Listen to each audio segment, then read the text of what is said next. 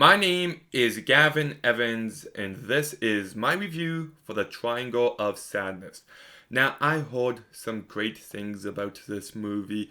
It won the Best Film Award at the Cannes Film Festival. I was honestly expecting a pretentious ballfest of a movie, so color me surprised when, for the first hour of this movie, I was loving it to such a degree to the point where I thought to myself, this could be my favorite movie of 2020. Like, the first hour just flies by, perfect pacing.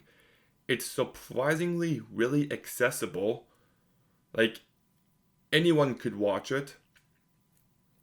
The social commentary and the satire was ingrained in the characters, and they use that to reveal character in certain moments and to make entertaining situations.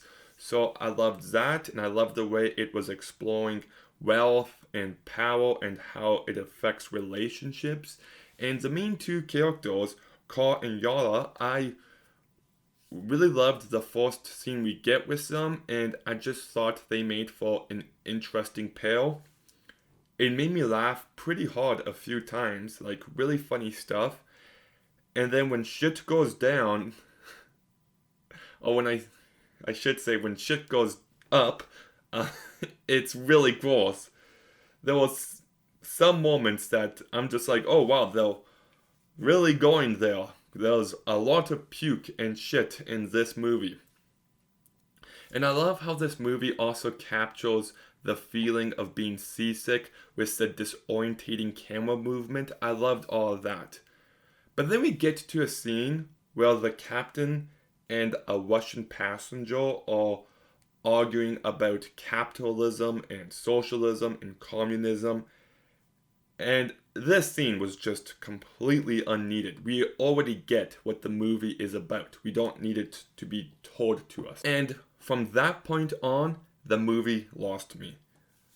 There is one funny scene regarding these two people that make weapons, and hey Winston, is this one of ours? That scene made me laugh, but my goodness, the second half of this movie is a huge dip in quality. Well, it goes from the pacing being perfect and just flying by to being this overlong slog fest of a movie. And I just couldn't stand the last hour of this movie. I'm just like, okay, so this is going to happen, and that's okay. And I was right. And then, sure enough, the movie just beats you over the head with its messaging from that point forward. It becomes very one note. I prefer it when ideas and themes are just ingrained in the characters. But it just starts to beat you over the head with what it's about, and it's not subtle at all, and you get it, and you expect different situations to arise from it. But nope, it's very one note for the longest, slowest point of this movie. And it just bored me to no end, and I also found it completely lost focus. Like, Carl and Yara are the two main characters. They're set up at the very beginning of the movie to be the main characters, to be the focus. But then it just becomes a certain point where the movie kind of forgets about them, and then it kind of remembers them again later on, but by that point, they just felt irrelevant. I've never seen mishandling of main characters to this degree. It's just, you were doing such a great job of setting them up, and then they just vanish. And then they just lose all complexities and just become very one note obnoxious characters. Who you could argue they were at the start, but I think the writing surrounding them was very strong to begin with. And then it lost that in the end bit. And then you've got the captain, who's played by Woody Harrelson, like the only big character, the only big actor in this movie. and he really has no purpose. So, what was the point of his character? And then I also really hated the last scene of this movie. It suddenly gets interesting again just for the movie to end with no answers and a stupid final shot. And I'm just like, that's it? Like you lost me for the last hour and you suddenly got me again and you just ended there? Like the last hour could have been done in like 10 minutes. And then you could have had that situation come up sooner. Like that would have been a much better way to go about it, but it's very difficult to talk about this movie without spoilers. But yeah, the last hour, boring. You do got some great performances in here though. Chirby Dean, she gives the best performance of this movie. I think she's really phenomenal here. Um, it's actually really sad and tragic what happened to her. She gets her first big role and she tragically passes away. And it's a shame too because um, she's just so talented in this movie. She seems like a great person and it's just a terrible loss. So yeah, but she was the actress in this movie to steal the show for me.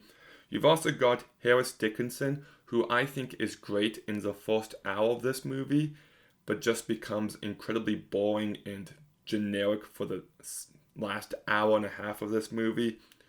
Woody Harrelson is fine. He's not given anything to work with. You've also got Dolly De Leon, which seems to be the performance that most people are losing it for, and I just don't get it. I understand there's some interesting ideas surrounding her character in the last hour, but she doesn't elevate it by any means necessary. So, yeah, the rest of the cast did a good job too. I could list off every supporting character, but there's a bunch. It is well directed by Ruben Östlund. Like I said, as much as I'm shitting on this movie, the first hour is fantastic.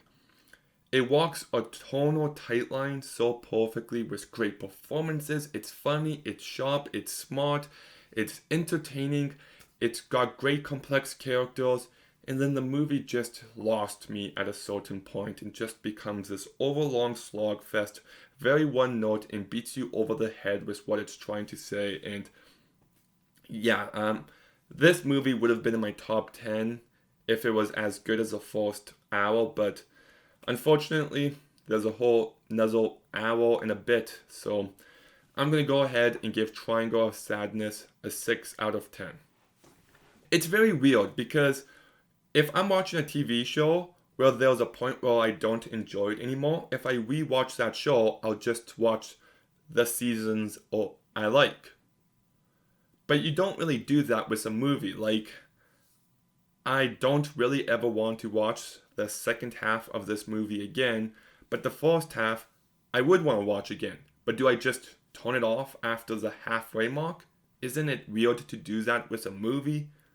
But isn't it weirder to watch a half of a movie you really don't like and are bored with? I don't know, just weird. But did you watch Triangle of Sadness? What did you think about it? Let me know in the comments down below. Make sure you like, comment, subscribe. Stay tuned for some more videos soon. And Gavin, out.